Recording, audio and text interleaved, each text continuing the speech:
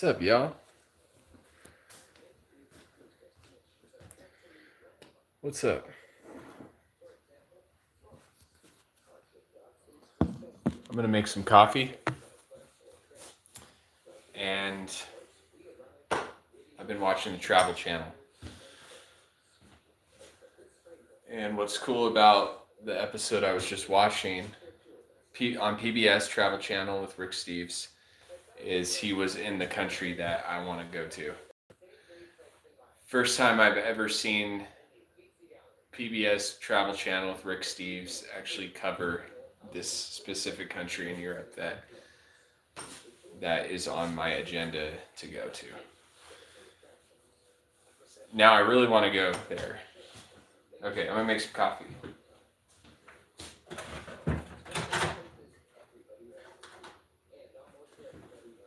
I know I say this every time, but this is gonna be a short live. I just want to talk a little bit about the song that I am releasing on February 18th. It's called It's Yours, Rude Boy. It's rock steady ska music. Alright, I'm gonna make some coffee first. And yeah, that was incredible. That show I just watched.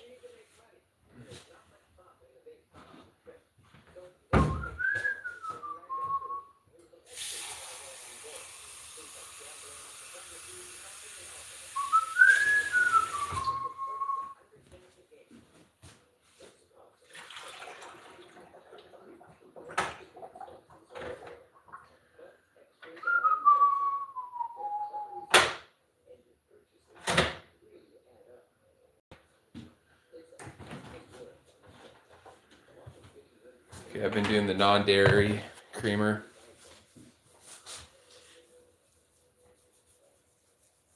The last live I went, I talked about my album that is being released on March 6th. And it's available for pre-order. You can go on the link. There's a link on my Instagram, Trevor6Right. There's a link to pre-order my album Dark Country, which is a 9-song album.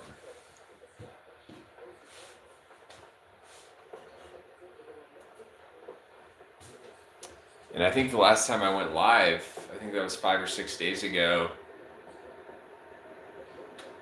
And the day after my last live, I started recording It's Yours. It was totally not on the agenda. I did not think I was going to be recording anything this month because I have my album dropping on March 6th. So I was just like, gonna chill. And then I talked about how I started actually writing the set list for the next album I'm gonna be recording. Every music project I do, I'm like, okay, that's gonna be it for a while. I'm just gonna kick back and just take it easy, work on my fitness and do some traveling. Just kind of chill on the music. And then I just start writing something. I watched Jay Dyer. Jay Dyer went live today. He was live for I think like 5 hours. Damn, dude. I mean, I was out running errands and I was in my truck and I was watching Jay Dyer for like 30 minutes. And then 4 hours later, I'm home and he's still live. And I go on live and he's like, I'm feeling pretty good tonight. We're going to keep going. We got some Snapchats or whatever they're called. I was like, dude, I don't know how you do that, man.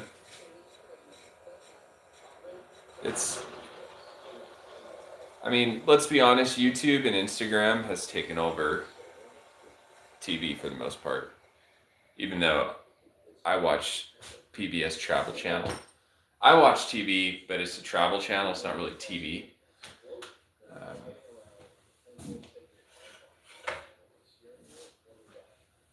That's pretty much the only thing I watch on television is PBS Travel Channel and Westerns.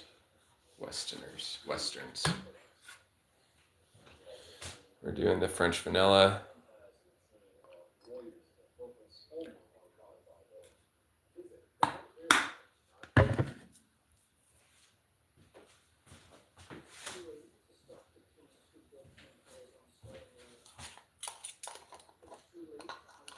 Sugar.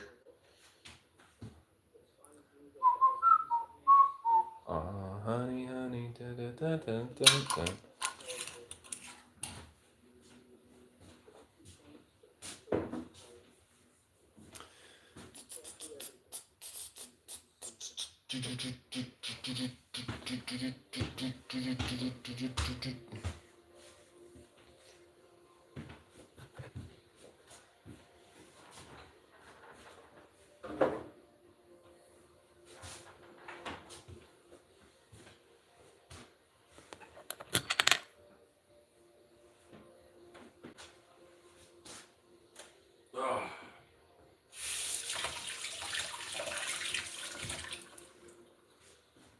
I was thinking about going on a cruise.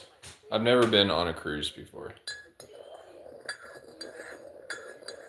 I'm not really that kind of traveler. I'm not really into large groups. Traveling with a bunch of strangers is not really my thing, but I do like Vegas.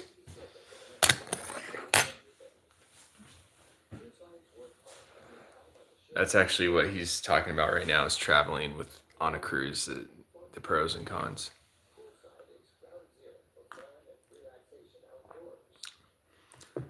I feel like I would want to go on a cruise if I was trying to relax more so than travel. It's kind of relaxing while you're traveling. And I think I would be just basically in my room. I feel like I would want to go on a cruise if I was still drinking a lot and doing drugs. I mean, the idea of having a little mini hotel room on a ship is appealing.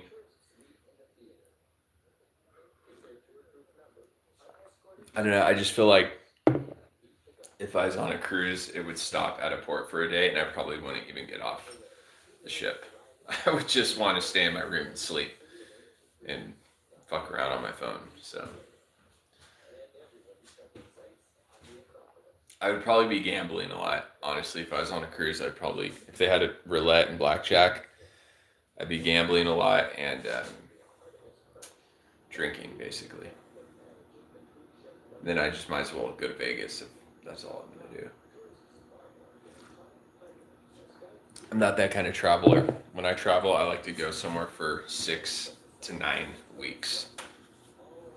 And I like to stay there almost and get that feeling of almost like you're living there. Because the first week you're just decompressing and you're settling in. So the first week doesn't even really count. And a lot of people, they just go to a place for a week. So I've done traveling. And usually when I travel, I go to whatever country I'm going to for about 6 to 9 weeks. And, you takes a week to decompress, and then it's a week to see all the tourist type things like castles and go to the tourist locations, the hot spots, and then you could, now that you've gotten that out of the way, then you could start, actually exploring, and have more of the adventure side of traveling, which I like to do, going to see what the locals do, and then venturing out of those typical tourist zones. I think is a great way to travel.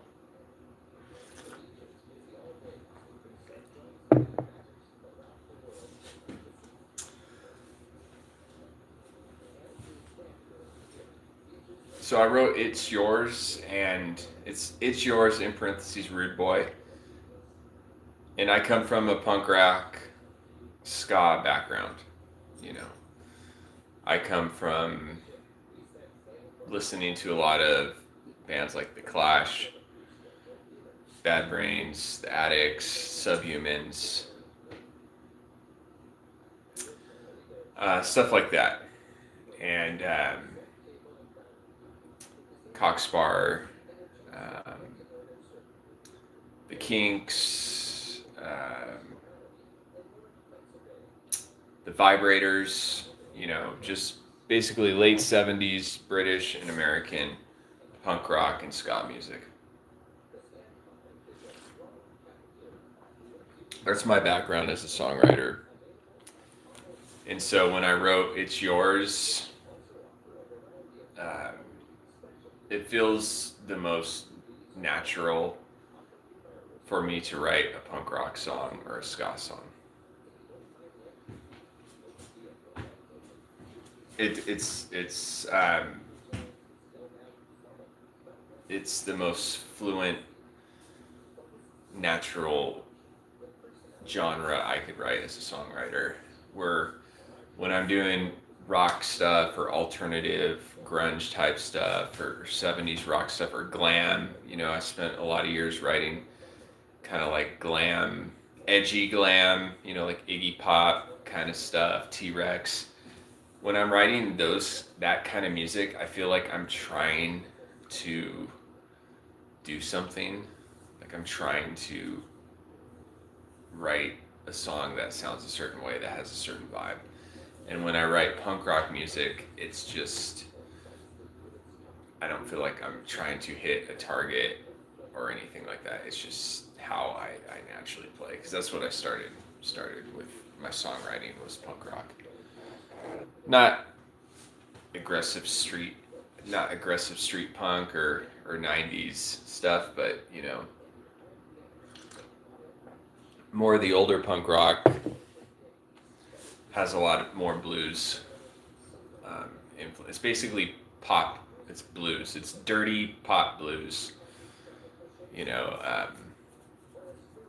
then when it started getting all glam, was still that dirty pop blues, but with a certain like frequency that was like over the top, just obnoxious rock star stuff. It became more like entertainment versus just songs. We have a lot of that with. Seems like every major songwriter, there's so much entertainment involved in it. When you watch the Grammys and all the big songwriters right now, it's a show. It's like a lot of costumes and LED screens.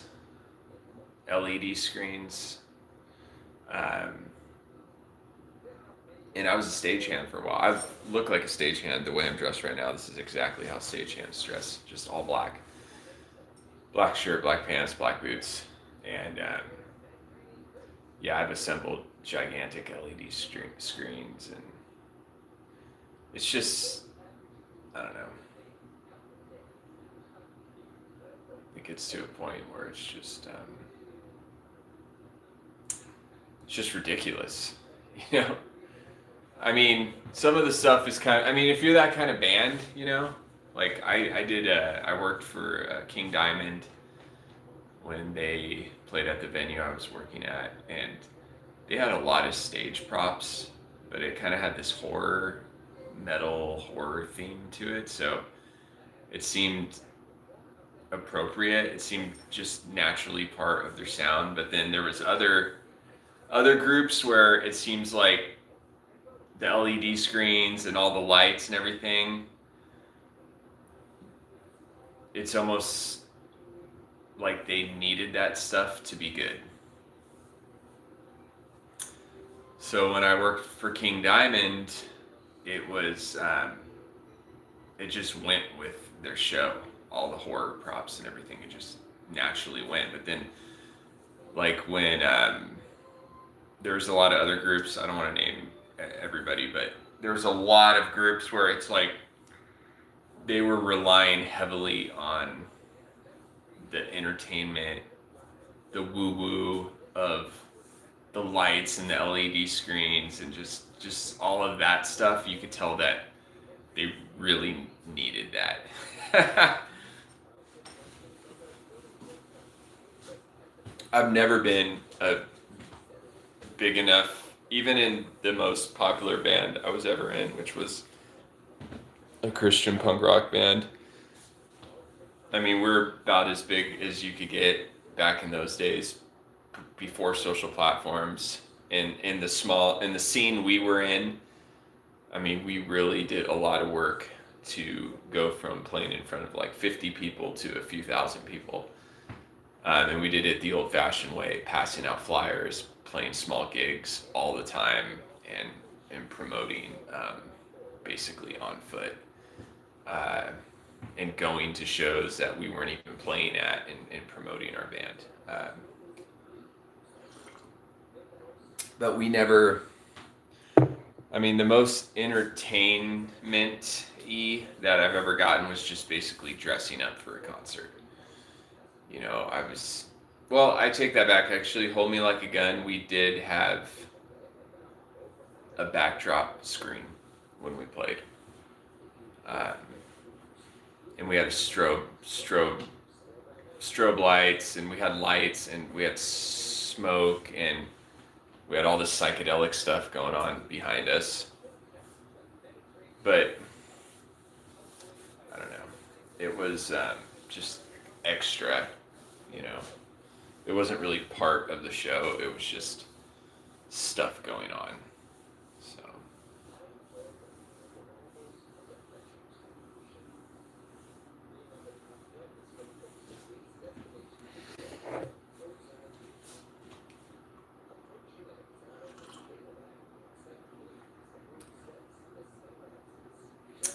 I was a stagehand at the Grove. I was a stagehand at, different convention centers. I worked at Coachella a couple times. I've actually done kind of a lot of stagehand work. So I've done a lot of bands. Chris Isaac, Styx, just it goes on and on. Let me heat my coffee up.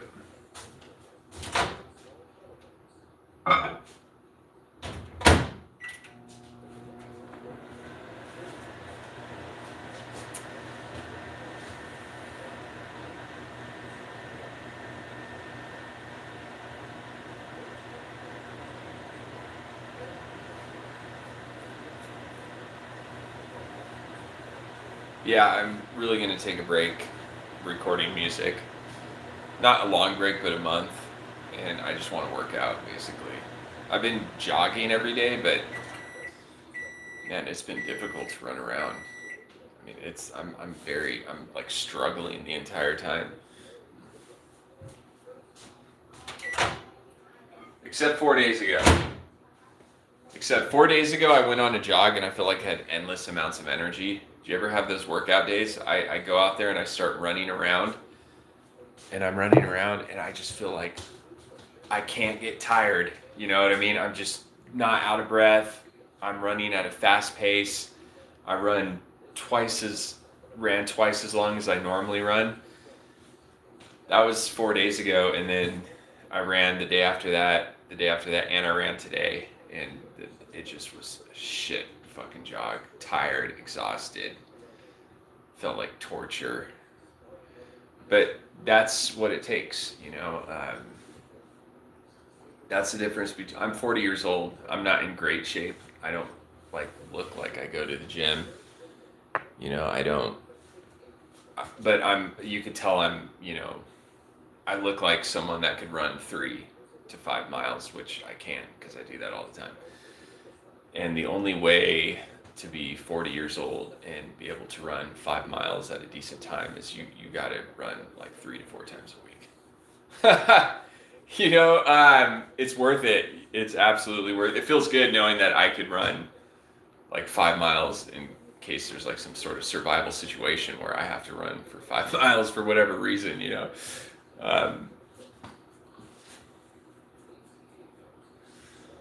So I had some talk. I have kind of a topic I wanted to go over. I'm gonna sit down. Boo. Get. I'm gonna sit down. So, I'm gonna turn on a light. Someone just tuned in. I just put my Masonic Challenger coin. I don't know what it is about Masonry, but people do not like Masonry. And I don't care how many fucking Masons are out there pitching and promoting their religion, which it is a religion, let's be honest. It has literally all the characteristics of a religion, literally every single one. It's religious in nature. Um, Example, instead of a church building, it's a lodge. Instead of paying tithes, you pay dues. Instead of set prayers, you have set memorization. So it's just a lot of everything that people do in a religion. They just give it another name. Instead of a church service, it's a meeting, and it goes on and on. It literally is a religion. And I'm not saying it's a bad religion or anything. It's a male fraternity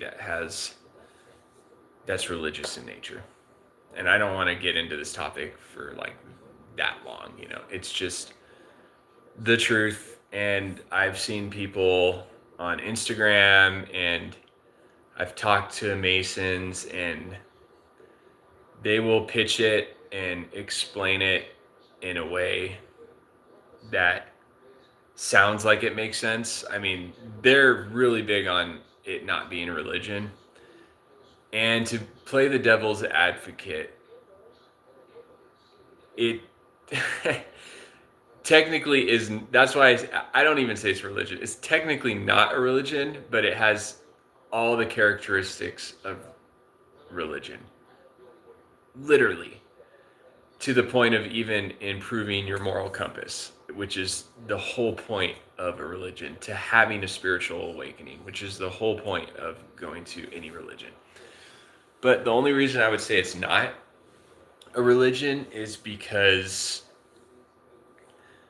there's so many members in Masonic lodges that are part of different religions, are actual members of different religions, whether it be Hindu, Buddha, whatever 100 different Christian sects there are.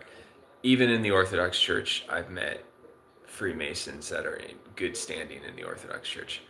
So that's probably the only argument they have, and they never even mention that.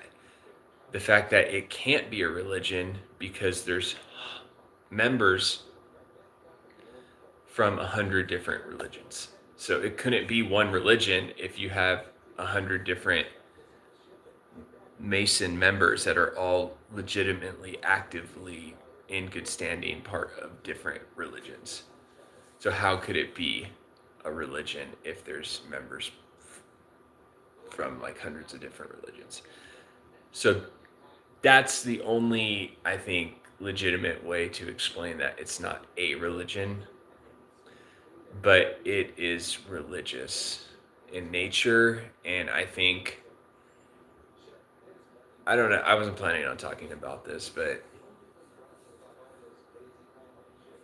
I would say it becomes more relevant. Like if you're part of a church and you become a Mason, I feel like becoming a Mason is more time consuming, and it will take priority over your religious whatever activities of the actual religion you're part of, because there's just more to do. Like, for your Master Mason degree, you have to memorize 10 pages. It's a lot to memorize. And I don't know any church where you have to memorize that much to be. It's very engaged. I have had people going, I want to join a Masonic Lodge. And I'm like, okay, call a Masonic Lodge, petition. But, I mean, do you have a lot of extra time? Well, not really. Well, then don't join a lodge. You have to pay dues too. In California, it's like $450 a year. So you have, $450 plus your petition fee, plus all this time to memorize fucking 10 pages of shit. and go to meetings once a week. It's like, I don't know about you, but I don't want to go hang out with a bunch of dudes once a week. I don't. I fucking never would want to do that, which is exactly why I'm not a Mason. Because I'm not interested in hanging out with like 30 dudes every single fucking week. I'm going to turn the light on. It's like I have family, I have friends, I have family, I have a life. I don't need to open up this giant social network and then be subject to another group conscious, and you give everybody your cell phone number. I mean, it's just like going to anything, any AA group or any kind of fraternity. All of a sudden people are calling you, and it's like this whole thing.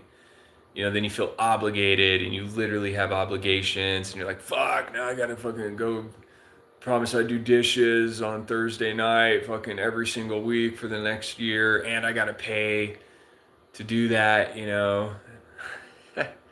It's like, man, I would rather just find enlightenment traveling, going somewhere for a month, meeting some cool people, maybe getting some phone numbers and some emails, and like keeping up and touching maybe once a year, say, hey, what's up, how you doing, versus this whole fucking thing. It's just another thing also. Freemasonry is just another thing, just like any church you would join. It's just a thing. It's another fucking thing. It's not better or worse than anything else. I have to change the hashtag to the slide now. Freemason. Freemason blog. I've always thought that was stupid. Blog. Like, I'm blogging. Blog. It's a vlog. Vlog sounds more fashionable. Dude, that light back there is brutal. There. Let's turn on one. It's a little better. Why is it so dark in here? So gloomy and dark. I feel like I'm in some castle. I feel like I'm a fucking vampire in some castle talking to myself on YouTube. I'm like, if you want to join the Masonic Lodge, you must give blood sample. Okay. You must take blood oath. And you must have Russian accent if you must join Masonic Lodge. You must wear all black and give blood sample. Dedicate your soul to the devil permanently and pay for it too. You know what's funny about that is there are Masonic lodges in heavily Catholic and Orthodox countries. Like Serbia, I follow a Serbian lodge on my Instagram. But the Masonic lodges in Eastern Orthodox countries, they're way more secretive as far as their anonymity goes versus American lodges. Like in America, nobody really gives a shit if you're Freemason. They just think you're some weird Illuminati Satanist person. That's just what everybody thinks, and nobody will trust you, but they don't really fucking care.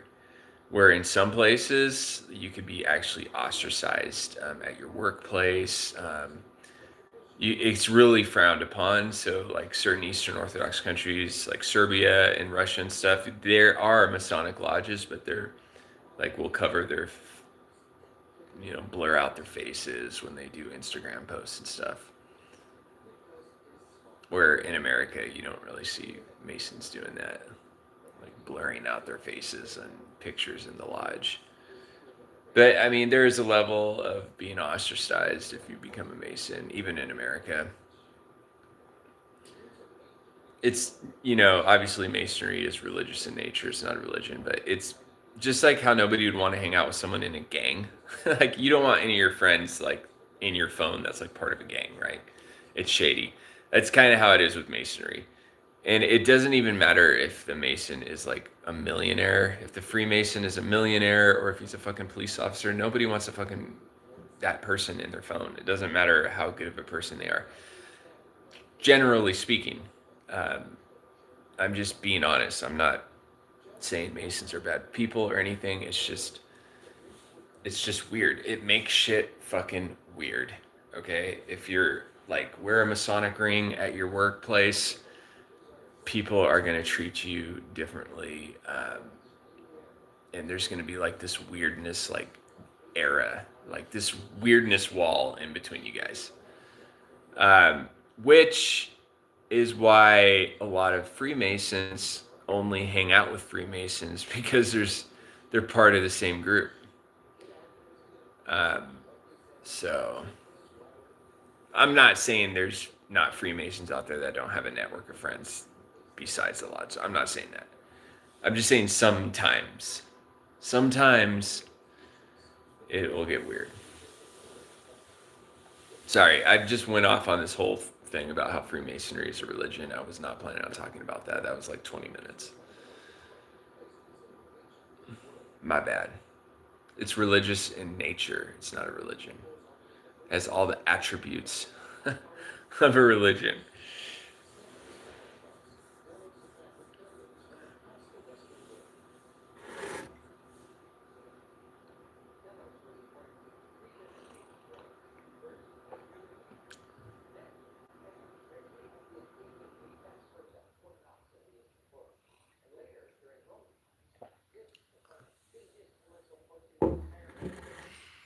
I think it's pretty good though. I mean, I think the best part about masonry is the working tools.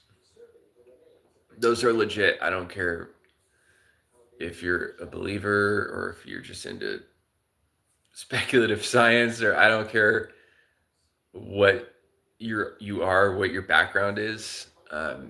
If you research the working tools and you read up on each tool, I think if anybody applied the working tools in their life, they would benefit from it. And a lot of it's nothing special. It's just like being honest, keeping it on the level. The level is one of the working tools. Just level with me. Just be honest. Like, it's just basic shit you learn when you're a kid. It's just these character attributes are basically explained through actual masonry tools, operative masonry. Square your actions, keep it on the level. The trowel, spreading kindness around. Just, it's really not that. I mean, it's almost elementary philosophy, philosophicalness. So, anyways,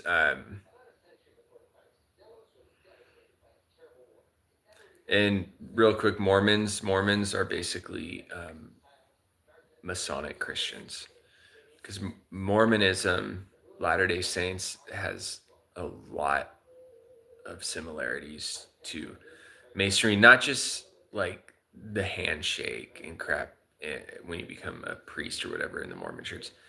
Not just the ritual stuff that happens in the Latter-day Saints temple. That stuff is it's not just like Masonry, but it's obviously like just like how Taekwondo and karate. I mean, they're not exactly the same, but they look kind of fucking similar. They're like, whoa, whoa. They might do something a little differently, but that's kind of how the Mormon temple is, and Masonic rituals. It's pretty similar. But that's Christian Masonry. Basically, when somebody says to me they're Latter-day Saints or they're Mormons, I'm like, oh, you're a Masonic Christian. Basically, and most of them will be like, oh, no, we're not Freemasons at all. We're the Church of Jesus Christ. We're the 13th tribe of Israel. They'll go off on their whole fucking thing. But if you study occultism and Masonry and really dive into the Latter-day Saints temple, you would have to be an idiot not to realize that it's Masonic Christianity. Just as I'm not saying some of the best people in this country are Mormons. Absolutely. Good people, like thoroughly good people. But they're Masonic Christians. It's just what they are. And it's not just the rituals, it's the spirit. It's like very similar. It's funny how Masons and Mormons, it's like that spirit the light or whatever, it's very like close. It's very similar. They have that same brightness in their eyes. I'm not saying it's bad, it's but it's just similar. It's just a similar spirit. Similar. Yeah, the light in the Eastern Orthodox Church is different than the light in Masonry and Mormonism. It's a different light. I'm not saying which one's good or bad or what, but it's not the same. It's different. But sometimes, I mean, honestly, I've been to Mormon church and I've been to Masonic lodges, and depending on what kind of person you are, you might feel more comfortable and you might benefit more doing that versus being, Catholic or Orthodox or maybe Muslim. I've actually been researching Islam a lot, and there's actually a lot of cool stuff about. I thought for sure they prayed to Muhammad. I really did. It's funny how you think a certain thing your entire life and you do like fucking 5 seconds of research and you find out everything you know is just wrong. I did. I researched Islam. I was just curious. I was like, do Muslims intercede to God through Muhammad? I thought for sure, because everything's like Muhammad is such an important prophet. I knew that much, that Muhammad was a very important prophet in the Islamic faith, that I thought for sure they prayed to Muhammad. But no, they only pray to Allah. That's it. They just pray to God. Just how Protestants just pray to God. They don't pray to any deceased human. They don't use any kind of physical item to help that process. I mean, maybe, yeah, some like old school Protestants might use like candles or like piano, organ. They might do some stuff to gather that experience, that interaction with God. But like Islam, they just pray to God, which is Allah for them. That's it. And I thought for sure they prayed to Muhammad. I really did. They don't, which is, I think, legit. I think that's good. And Muhammad actually somehow had this encounter with Angel Gabriel and went to heaven and apparently met Moses, King David, even God with the angel, and experienced this. I haven't researched enough, but experienced something where he came back with this whole spiritual awakening and stuff. So, I mean, that happened to kind of like Joseph Smith too, where he had that encounter with an angel. I think it was Angel Gabriel too. Angel Gabriel and Christ, right? And maybe somebody else, I'm not sure. And had this whole experience. So who am I to say that Muhammad didn't go to heaven to meet all these people? Like, I can't say that, because there's all sorts of characters, if you will, in the Bible, and even saints, and all sorts of stories of people having these experiences. And so I'm not going to say only if the church says that experience is real, is it real. I'm not going to do that. I'm sorry. I'm technically Eastern Orthodox Christian, but I'm not going to tell other religions that, oh, you didn't talk to Angel Gabriel like we did. Only we do that. Because obviously Mother Mary would appear in Mexico and different places in Europe during the World Wars, saying peace is needed. Accounts, hundreds of people seeing Mother Mary shepherd children. She visited on the 13th of every month, different people. It was actually Mother Mary. They weren't Eastern Orthodox Christians. They were Catholic. They were Catholic, and I don't think anybody argues with that. I don't think anybody, even on the Eastern Orthodox Church, is saying, oh, that never happened, when it obviously did. So God and the angelic hosts and whatever prophets or saints, I mean, is not limited to only Catholic or Orthodox Christian, because even saints have come down to earth and helped people that are just like not even Orthodox or Catholic at all, and have saved their lives or whatever, and they've had an experience. So if anything, I mean, I don't even go to liturgy anymore. I feel like you're going to be judged harder if you do. If you go around saying you're like some Orthodox person, you have the icon wall with like 70 icons and stuff, I feel like you're going to fucking get it. You're going to get it fucked up after you die, like God's, I would rather just not even do any of that. I mean, I have one icon there. I have Saint Nectarius in my kitchen, just normal, and a lot of the converts, I mean, they get so wrapped up into it that the rest of their family thinks they're in a cult because they're trying to tell everybody that this is the only church. And look, I have the icon wall and all this stuff, and they just sound crazy. And then they look and sound crazy, in my opinion. And I'm Eastern Orthodox, and then they go to cultural Orthodox churches and everybody just fucking ignores them anyways, because you're not even Russian. What are you doing here? You're not Greek. So yeah, you have your icon wall and everything, but nobody even fucking likes you. Sorry, I'm being mean. Okay, I'm just going off now. Now I'm just having fun. I'm just fucking with you guys. Okay, kind of fucking with you, but kind of being serious. Man, I was totally not going to get into Masonry and religion. I can't fucking help it. I keep telling people, okay, I'm a published musician. I'm making money on streams. I have all these music projects coming out. I have albums dropping. I have singles coming out. I'm like, okay, don't get into anything religious. No politics. Don't make fun of liberals. I know it's hard. Don't make fun of liberals. Don't get into any of this shit. Just focus on your music, but I can't help it. It's just what's on my mind. It's just like, fuck. Talk about Joseph Smith for fucking 30 minutes. That's going to be great for my music career. I'm going to heat my coffee up.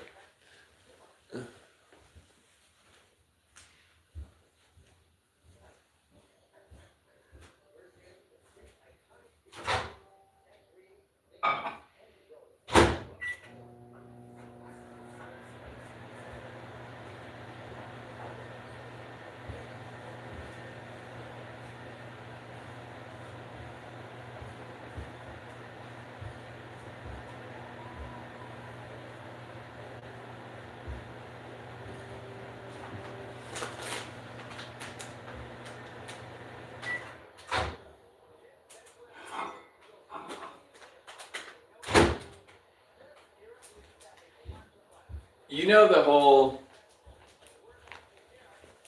So I was, Protestant Christian. Jay Dyer, who's pretty much a public figure. He's an Orthodox apologist. He was Protestant Christian. And back in the Protestant Christian days, we kind of made fun of people basically that weren't exactly like us, that didn't believe in the Bible exactly how we did. We thought we understood it the best way, studied it the best way. And we kind of, made fun of people that basically undermined them. And anyways, you see that in the Orthodox Church. In the convert community, only the converts do that. Have you noticed that? Like most cultural Orthodox people, they're totally respectful of Muslims. They have Islamic friends. They have Jewish friends. They're very respectful. They're just like kind of private about their faith. And it's funny how that Protestant, like, let's fucking make fun of people that aren't like us, like that American Protestant. It's funny how in the convert world, it's kind of whatever that is it's just our cultures, it now Orthodox converts do it. It's like the same shit we did as Protestants, we're doing in the Orthodox Church. I think that's hilarious. It's like mocking, let's mock people basically. These are the best chips in the fucking world. I know I should support Levels. Lexi Brothers. Lexi brother, I can't even talk. Lexi's brother Brent has chip brand Levels, and I know I should be supporting his chip brand, but these are the best chips. I don't even know if they're not even really chips. They're just they're never fried. They're kettle corn. They're sweet and salty. So they're not really chips. They're kettle corn chips. Anyways, they're no GMO, no artificial colors, flavors. I don't know why. I just guarantee you that Brent's chips have refined corn syrup in it. These probably do too. Let me see. It's in fucking everything. That's my main thing when I get to a platform in front of a lot of people. No, it doesn't. There we go.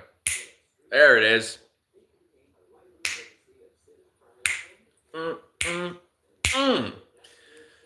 Okay. This is what I'm talking about. Ingredients: yellow corn. Masonic. I'm just kidding. George Washington. Yellow corn, sunflower oil. I'll have to research that. Sure, that's fine. That's it. Yellow corn, sunflower oil, cane sugar. Cane. And sea salt. That's all that's in this. Yellow corn, sunflower oil, cane sugar, and sea salt. 4 ingredients. 4. They're so good. I already had a bag earlier today. This is my second bag I'm opening up.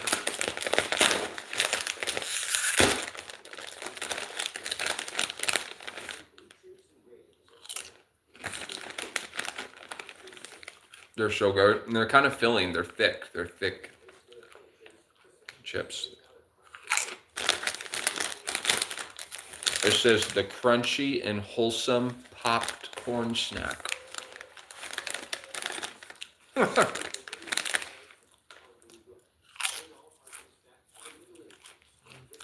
wonder where they are now. Ooh, Art Deco. That's beautiful. Cathedral. Oh, they're in Italy. So, oh yeah, they do the horse racing. It's like, whatever, 13 or 15 different,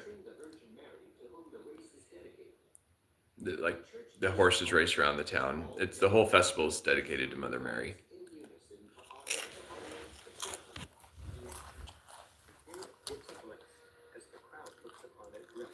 It's so medieval. It has all the different, hold on.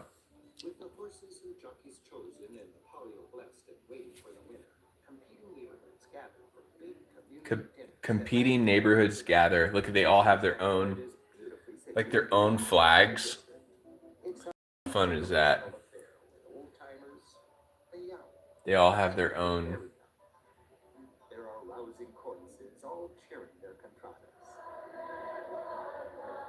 How fun does that look? Like whatever community you live in or whatever. Isn't that rad? Rick Steves, he's all, even though I don't understand what's happening, this is really fun. Yeah, it's just really medieval. That's a neat thing that they kept going in Italy. Okay.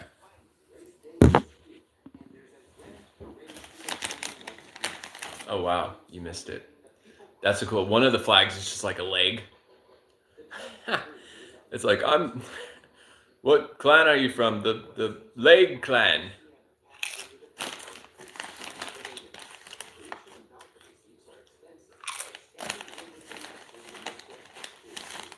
I can't believe Jade. I was talking about Jay Dyer in my live. It's just so weird. I can't believe he went live today for 5 hours. It's like, I understand people donate money and that's why he does it.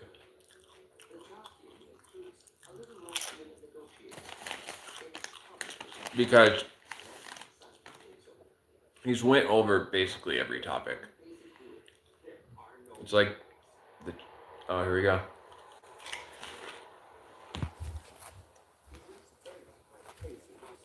See? Because, oh my God, that guy ate shit.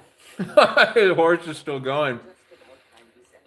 So it's a 90-second race. 90-second race. 90-second race in Italy. This is exactly why I watch the Travel Channel. Rick Steves, PBS Travel Channel.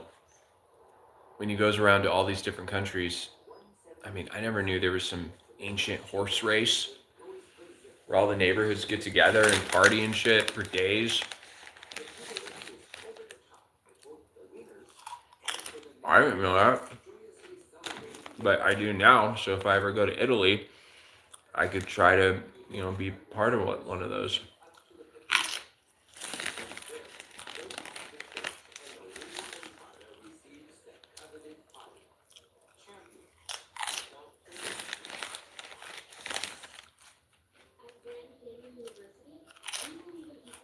Mm.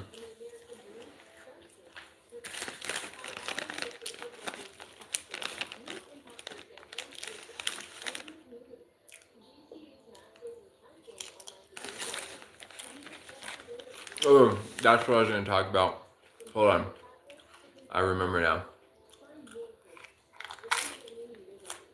You are so good. Oh my God.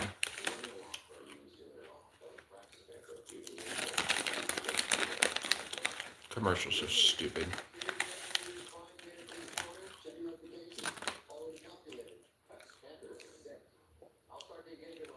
Huh.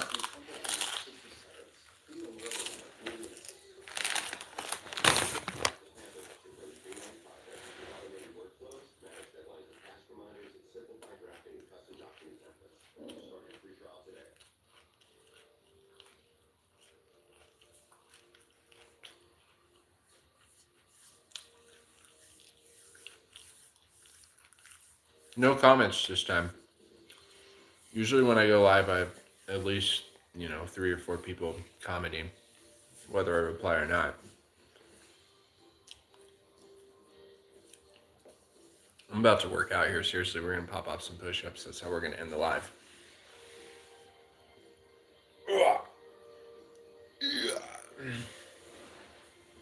So, let's try to explain this in a simple, appropriate way. I think, let's be honest, that we're going over different religions, how they have different group consciences. Obviously. Just like how cultures do, religions do. But I think, like, the secular response to extreme Christianity throughout Europe and America is basically science, or speculative science. Now they're in Scotland. This is a good one. That's funny.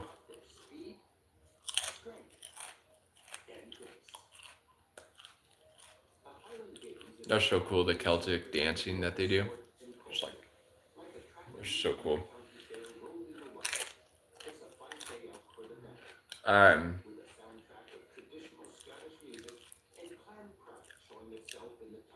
I'm Scottish, legitimately.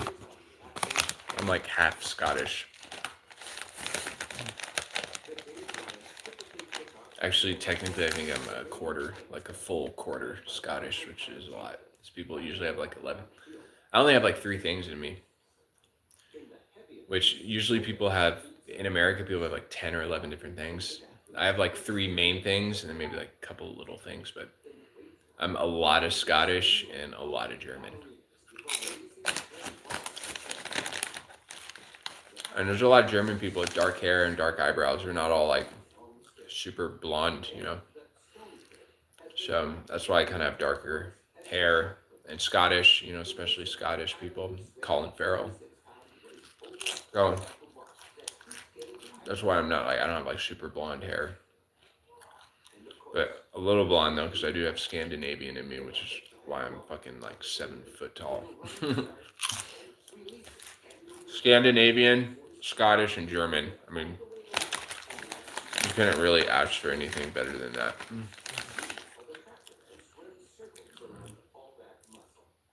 Which is no English, which is funny because Trevor Wright is the most British fucking first and last name you could come up with.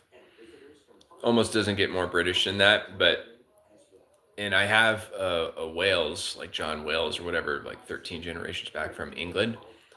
but he was actually Scandinavian. That was his descent. Is he's from Scandinavian countries. He just settled in England. So I have British culture in my family lineage, but not actually like the bloodline. It's Scandinavian.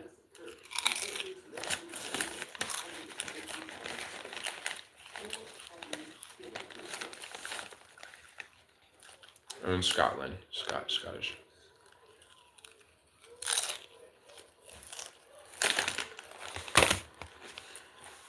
That I actually am like, my bloodline is Scottish.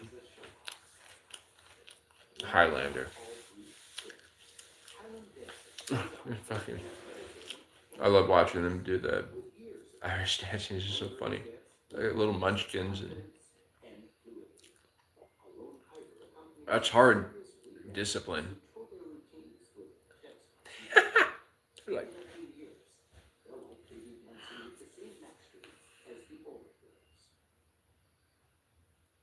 cool. So, what were we talking about? Yeah, so I think the secular response to an overwhelming amount of Christianity in Europe for so many hundreds of years was and is like speculative science. So Christianity, whether you believe it or not, it's a folklore or it's something to do with like mankind. It's a man on earth, man stories of mankind. And then the study of the universe, it's all about the study of the celestial bodies, the planets, the constellations, everything is the study of the universe. So it's, instead of looking here on Earth, it's going out, like looking up to space, basically, the universe. So it's like a different focus of contemplation. So it's, speculative science, more or less. It's an operative art. So that's why a lot of times when there's like the NASA accounts or space accounts on Instagram or whatever, when anybody says anything about like Christianity or God, or like, oh, that's amazing, God created all that, there's always some like bot account or something going, nope, that's stupid, you're stupid for thinking there's a God, because that's not really the God platform. Which kind of makes sense, like their whole thing is about evolution, the universe, the Big Bang Theory. It's a whole nother faith system. This is cool. It's almost a religion in itself.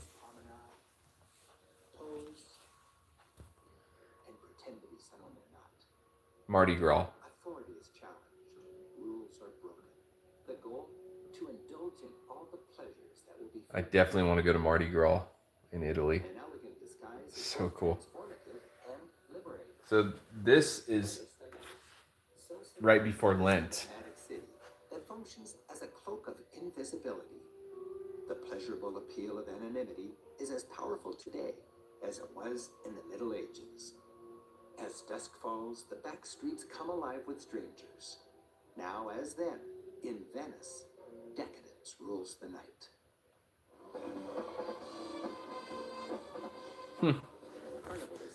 It's called Carnival. It's celebrated all over Europe.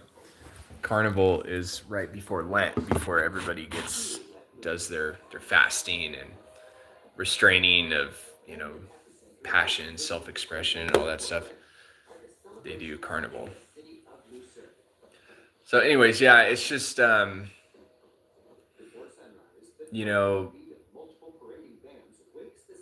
like the whole science world, it's not really anti-Christianity or anti-God. It's a different focus. They have a whole another curriculum or whatever.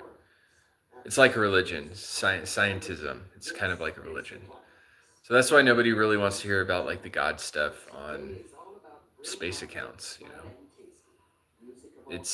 there's always some Christian out there that's like, they see some space thing that's happening and they're like, oh, God, praise God, God's just behind it all, and it's just not really the platform, You know, it'd be like a bunch of people playing Dungeons and Dragons, and you go in there with like a fucking chess set, and you're just like, put a big chess set right. You know, they're playing Dungeons and Dragons. They're like in their zone. They're in their fantasy land. They're doing their thing, and then you just go down and start talking about chess and ancient England, and oh, let's talk about chess and ancient England and chess pieces right in the middle of someone playing a Dungeons and Dragon game. That's kind of how it is in the world of speculative science, which is an operative art. They just want to focus on the universe, not the story of folklore and Old Testament. You know, it's not that they're not compatible. It's just a different perception. It's a different thought course. It's a different thought course. I've never said that in my entire life. It's a different thought course. You're talking about the Old Testament. I'm talking about space travel, you know, just different. So I think that's like secular, you know, the 7 liberal sciences, the secular, the observation of space in the universe and stuff is kind of like a rebuttal to the overwhelming, you know, Christian consciousness in Europe. People got tired of it. Like, let's look to the heavens. Let's look to the universe. Let's see how the universe operates. Let's start focusing on like science and shit. Like, I mean, how much of this Bible crap can we fucking handle? You know, for so many hundreds of years, it's like, yeah, we get it. There's the monk and he did the thing and the monk and everybody believed and he healed everybody. It's like, yeah, we're not saying that didn't happen. It's just, you know, how long do we have to meditate upon like the old miracles of the Holy Fathers? You know, I'm not saying it's boring, but it's like, you're not bored, you're boring. You know, it's people just want to think about other crap for a while. You know, they want to like do science experiments and think about other ways of viewing God and the universe and stuff, basically. But it's funny. I just like an observation. I noticed that, like, because I follow a couple, you know, space accounts, and I noticed anybody that gets on a God thing with their comments, they're usually like always somebody challenging them, saying something like, there's always an argument, the Christian going, oh, God did that, and then the secular minded person's like, what God? There's fucking thousands of gods, you know? And then there's like back and forth, and there's like 50 comments. It's like, oh my God, it's like almost the same argument too. And then there's always a person that jumps in and is like, has a science mindset, but then also supports God, and he tries to be like the mediator between these two people arguing how it's, oh dude, it's science and God. It's like, why even fucking waste your time, man? A couple bot accounts going back and forth.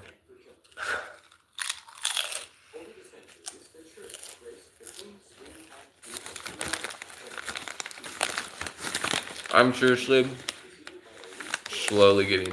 I'm pretty much over social media. I know. Everybody says that. It's like, I think I've heard and seen it all. I mean, how many fucking IG bitches can you handle? Like, I'm sick of seeing it. You know, I know there's some clever shit on social medias, but it's a lot of, you know, they throw in some weird stuff in there.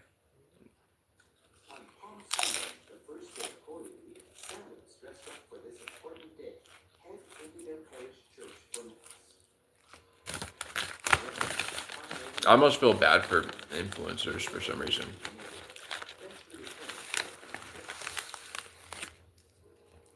If I was a huge influencer, I would just deactivate all my accounts. Be like, fuck you guys. I fucking already hit 5 million followers, and I've done all the content, got millions of views and likes, and it's just, I feel like it's something that, yeah, I could see how somebody wants to be an influencer, but after like 2 or 3 years of being an influencer, you think you would just get over it. Just like anything else.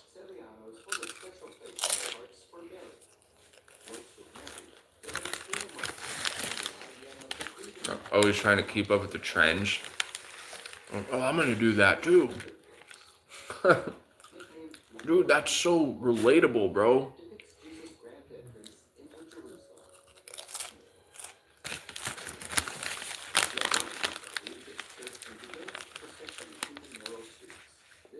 This street festival's weird. I mean, they just look like Klansmen. This Catholic festival, they literally look like the Ku Klux Klan, but they were doing that like hundreds of years before the Klan. So, if anything, the Klan looks like them, not the other way around. It's supposed to be like anonymity, meaning like all our sins are the same. Like no sins are different. Like we all commit the same sins, so it doesn't really matter how we look, kind of thing. I'll show you. Kind of creepy.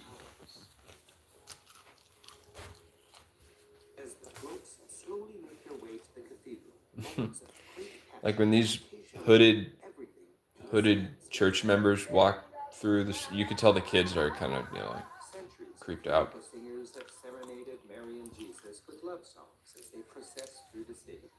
Traditionally spontaneous, these passionate songs occur when a singer is so overcome with emotion, he must break into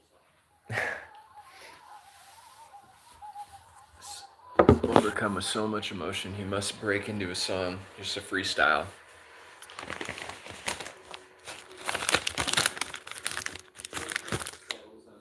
Here we go.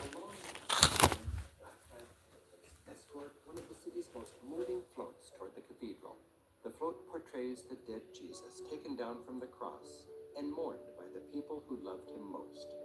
Among the most dramatic of the week's processions, the float is decorated simply with purple iris and a single red rose. That's beautiful. Symbolizing the blood Jesus shed. I really like that.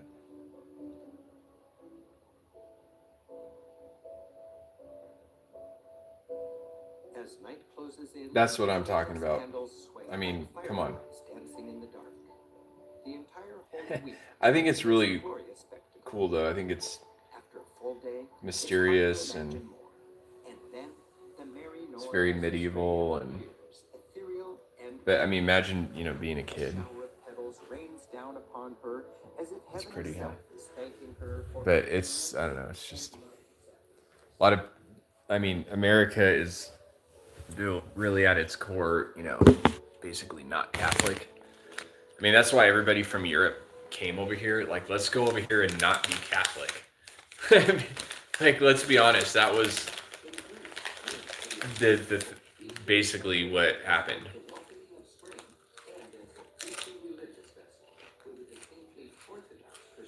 Orthodox, Pascha. That's what I'm used to. Just a bunch of old Greek people standing around at like 1 o'clock in the morning around the church. When midnight strikes, fireworks light up the sky, and finally, Easter Sunday is here. Pascha.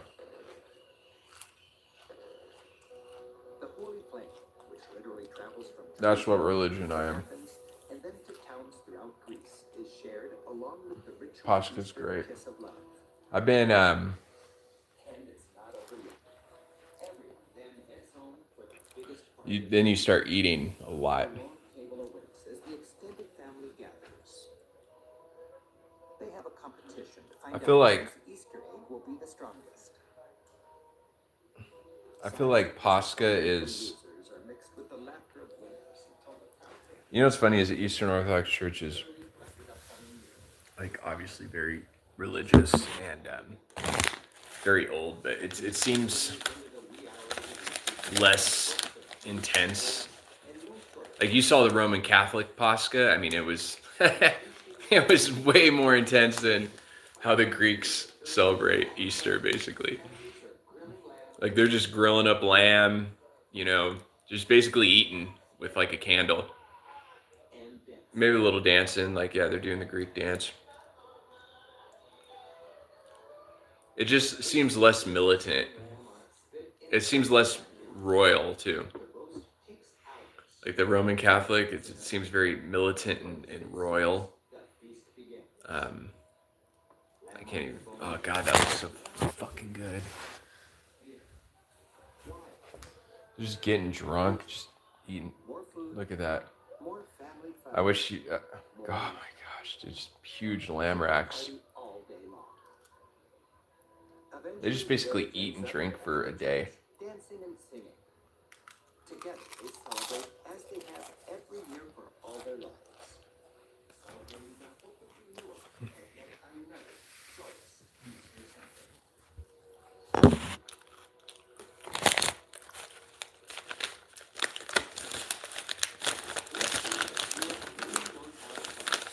It's basically what I do on my free time is watch the Travel Channel. I think the Scottish is the best celebrations though. With they do the Highlander games.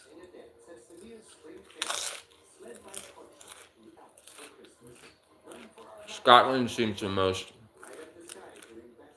like pure in energy, or the most like vibrant out of Greeks, Italy, like all the different countries. It just seems like the most clear. But the Roman Catholic is the most like visually stimulating by far. Like very thought provoking. And then the Greek Easter's like very community, like family feeling, like a lot about like food and drinking.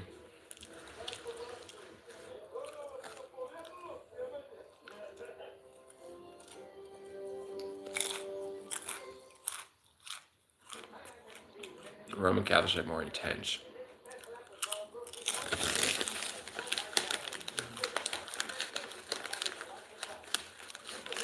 Like the Roman Catholic Easter seems more like heartfelt, like this very visually stimulating and very like deep heartfelt, you know. And then the Eastern Orthodox Easter is more like angelic, you know, I would say. Feels more like community, food, spirit, more like light, more normal. Like you saw that Roman Catholic Easter, it's like they're gonna fucking lop someone's fucking head off any second now. You're just expecting like a fucking head to roll off a float. And then the Greek, it's just opa, you know, there's like lamb spinning. It's just more just like, all right.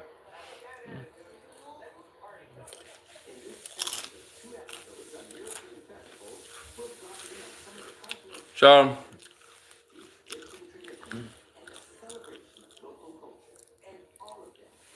the songwriting process. Speaking of, you know, Catholic and Orthodox, I have my cross right here.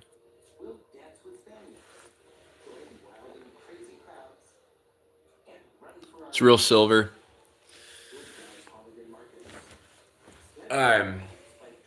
The songwriting process. So the song "It's Yours," it's rock steady ska music, originated in Jamaica and then became a subculture genre in England.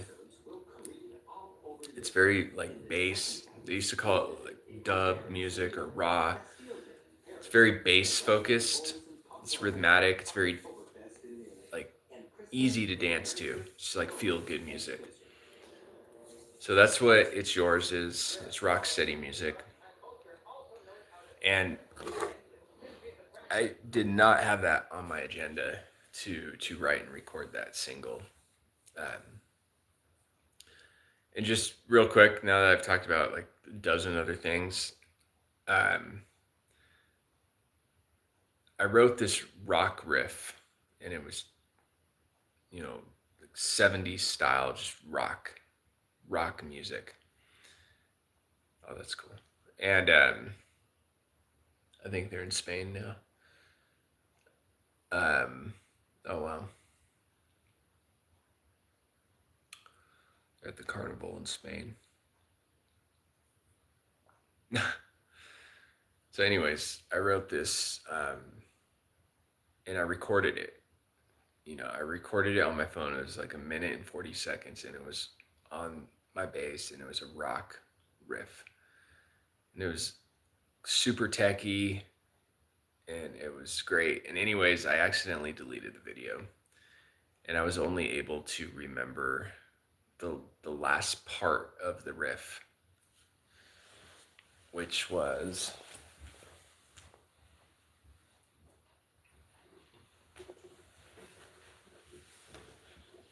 the very last part of the riff was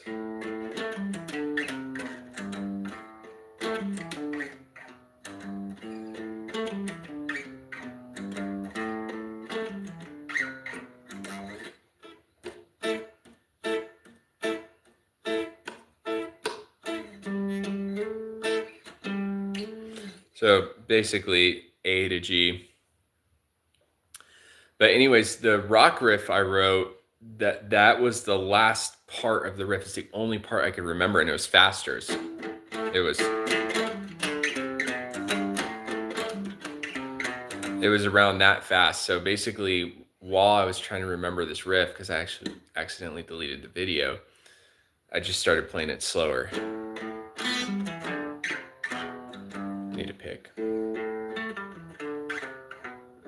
So I just started playing the riff slower on my bass, and then just thought about adding the reggae upbeat.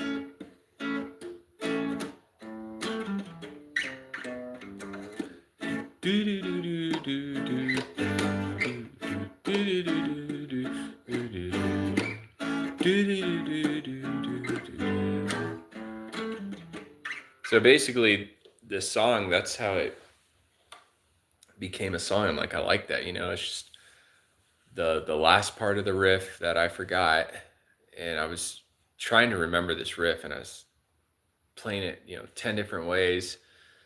God, what was it? And the only part I can remember was the last part, so I ended up just slowing it down, adding the upbeat, adding the keys to it, and then created a melody line, a drum beat, basically did the bass and the drums first, then added the keys, and then did guitars and vocals last, and basically came up with this whole other song, completely different genre, different song, different genre, and that's how I came up with the song It's Yours, which drops February 18th. And it's rock steady music. It's rock steady music. Which is cool because when I was younger, I would have just kept going until I figured out. I would have been like, I'm figuring this out. That was the riff. That was the best riff ever. Oh my gosh, I remember it. I could remember it. And I got pretty close to how it originally was, but it just wasn't the exact same. But I think as a more experienced songwriter, I just turned it into something else, and went with the flow instead of being stubborn, like, oh, it has to sound like this, how I originally wrote it. I was like, no, man, it's the vibe. It wasn't meant to be. I mean, I deleted that video. It just wasn't meant to be that original riff, and which I'm glad, because then it turned into this reggae song, this ska song, and I just went with the vibe, kept the very last part of the riff, and wrote lyrics down, and just turned it to this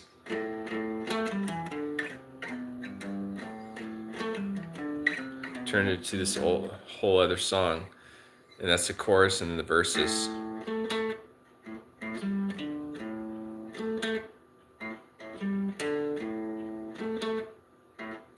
He's a rude boy. Rude boy. She's a skinhead. Na na na na na na na skinhead.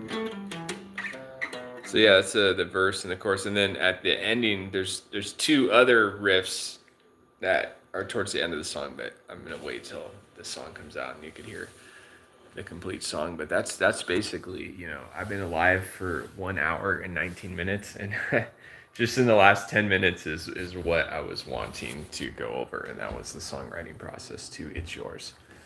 So that took a while to get to, but do do do do do do do do do do do. I see there's a businessman. Do do do do do Do, do, do. There's a policeman. Do, do, do, do, do. Do, do, do, do, do. I'm an anarchist. Do, do, do, do. I throw it down. You pick it up. Cause you're a rude boy. Da, da, da, da, da, da, da. Rude boy. Da, da. She's a skinhead. Na na na na na na na. Skinhead. In this rude world. Na na na na na na. It's often cruel, child. Whoa. So, anyways, I put up, there's like a minute promo video for It's Yours, and the song runs 4 minutes and 17 seconds. So there's obviously a lot of song there. It goes into different riffs, different melody lines, different, there's guitar solos, like percussion stuff. There's all sorts of stuff. The song is actually rad. It's Yours, in parentheses, Rude Boy. What's kind of interesting about that song is it's 4 minutes and 17 seconds, which is kind of a long song. 4 minutes and 17 seconds. That's not a very short song, but for some reason, even though it's a slower paced song and it's like somewhat repetitive, not really, you want the song to keep going. It seems like it ends sort of abruptly because the song builds, and the last minute of the song, the riff changes and it's just all this lyrics, all these melody lines are going. It starts building up, and it gets to this sort of intensity, and you want the song to just keep going, and you're just like, fuck yeah, man, this shit is fucking hitting, that's like the fucking, and then it stops. Like, what the fuck? Like, I feel like the song could have been easily like a 7-minute song, but I think it's appropriate and it's good because it makes you want to listen to it again. And it's not a short song. It's 4 minutes and 17 seconds, but it's just the way it climaxes and it builds up. Like the last minute of the song is so intense, it could have easily gone on, but I think it's good how it is. But anyway, so that's kind of how It's Yours. That's kind of how that song was sort of manifested. It basically was the ending part of a much longer, more complex, technical, just like rock riff, something that you would hear easily in a Led Zeppelin song. It was this, and a lot faster, techie, and I deleted the video and I could only remember that last part of the riff. Dun, dun, dun, dun, dun, dun, dun, dun, dun. And I kept playing it, and then I started playing it slower. I was like, actually, that's kind of cool. That kind of has like this rock steady vibe. And then added the upbeats, and then created the verse. Do do do do do do do. So created the other part, and basically orchestrated and constructed the song It's Yours. So I love it when that happens, when you're working on a song and it just becomes and turns into something completely different than what you originally intended, because you had the open mind to go with the flow and listen to the vibe and actually listen to the song instead of like, oh, what you want to do and how it has to be. And then it becomes more organic, and it becomes, I think something people enjoy more when it's the flow of the piece versus like, oh, it's got to be like this. And I think that comes with experience. Like once you start writing songs, down the road, and you've been a songwriter like me for 25, 30 years, your process of how you write songs changes, and it becomes more mature and developed. And so, and you could definitely hear that in this song, It's Yours. You hear it and you're like, okay, this guy's been writing songs for 30 years, because it sounds like that. And a lot of people I must just said Jay Dyer now, but a lot of like younger songwriters that have only been doing it for a few years, you could tell they're just like, oh, I got an idea of how something should sound. Even though he's not a songwriter. I mean, he does come out with music, but it's like joke music, like Weird Al or something. But even joke music, whatever kind of genre you are, whether you do country or whatever, the more you write music, the more it's expressed differently and the process changes completely different. Like I have a whole technique of how I have a process of how I write music, and I've never told anybody how that process is. But I did give a little bit when I just told you that I just took the ending part of a riff and turned it into something completely different because I had the open mind to do that. But like the process of how I write music and stuff is just something I've never discussed with anybody before. And I have hundreds of songs written. So anyways, I think that's all I have to go off on that on this random unscripted live where we watched PBS Travel Channel and talked about all sorts of just random topics. Y'all take it easy. Mother Mary, I told you I have an icon in here, and angel icon, Eastern Orthodox icon. I always make fun of like people that go off on occultism. You can see the moon back there. It's like it's back there. It's that it looks like a light in the house, but it's actually the moon. But people are making fun of like esoteric occultism, and I'm always like, well, look, there's as above, so below. You can see the symbolism right there, as above, so below. And you know what? I always tell people that even people into occultism and esoteric, it all comes from the Eastern Orthodox Church. Literally all of it. Everything comes from the Eastern Orthodox Church, and then also the Eastern Orthodox Church has a lot of like rituals and stuff they got from Judaism. But most everything in Christianity, like 95% of everything in every single Christian denomination, literally has their roots of what they do in the Eastern Orthodox Church. All of it comes from Eastern Orthodoxy, basically. So, you could make what you want out of that. But all right, y'all have a good night. Have a nice weekend.